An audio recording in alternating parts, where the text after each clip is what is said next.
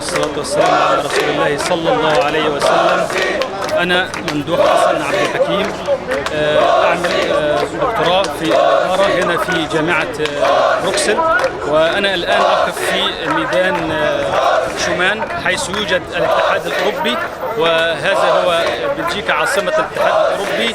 يعني أنا أقف بالجلباب أمامكم وباللحية، وأنا أمارس ديني بطبيعي، يعني بأي طبيعي. مثلا لا يوجد أي مضايقات بالنسبة لي، لا أحد يمنعني من لبس الزي الإسلامي، لا أحد يعترض على إطلاق اللحية، لا أحد يعترض على كوني مسلم، طالما أنني أحترم القانون وطالما أنني أحترم يعني قوانين البلد التي أعيش فيها، ولا أتعدى على أحد ولا أغتصب حق أحد.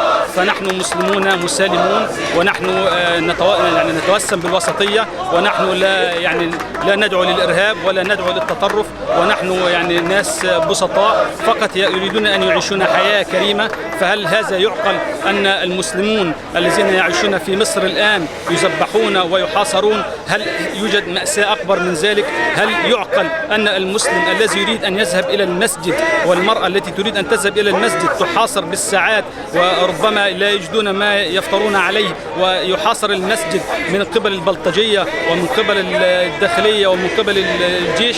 نحن لا نقول أن كلهم يعني خونة، ولكن هناك فئة مندسة بينهم هي من تحرض على الإرهاب، وهم الإرهابيون الحقيقيون. فما ذنب الأبرياء الذين يذهبون إلى المساجد؟ فهذه حرب على الإسلام، فهم يمنعون المسلمون من الذهاب إلى المساجد، وهم يمنعون المسلمين من أداء شعائر رمضان، وهم يمنعون المسلمين من كل حرياتهم ويسلبونهم من إنسانيتهم. فهل هذا يعقل؟ هل هذا يمكن أن يصدق في بلد إسلامية مثل مصر؟ نحن هنا نعيش في أوروبا ونتمتع بجميع حقوقنا كمواطنين، ونمارس شعائر ديننا بدون تضييق من أحد ولا نتعدى على أحد. فيجب أن يعقل هؤلاء، ويجب أن يعودوا إلى رشدهم، ويجب أن يعلموا أن الله عزيز جبار، وأن الله عزيز ذو انتقام. وقال الله عز وجل في محكم التنزيل: إن الله لا يصلح عمل المفسدين. وقال أيضا: إن الله غالب على أمره. ويجب أن يرجع هؤلاء إلى رشدهم. فما ذنب الأبرياء الذين يذبحون ويقتلون كل يوم بدون ذنب ارتكبوه؟ وهل يعقل أن ترى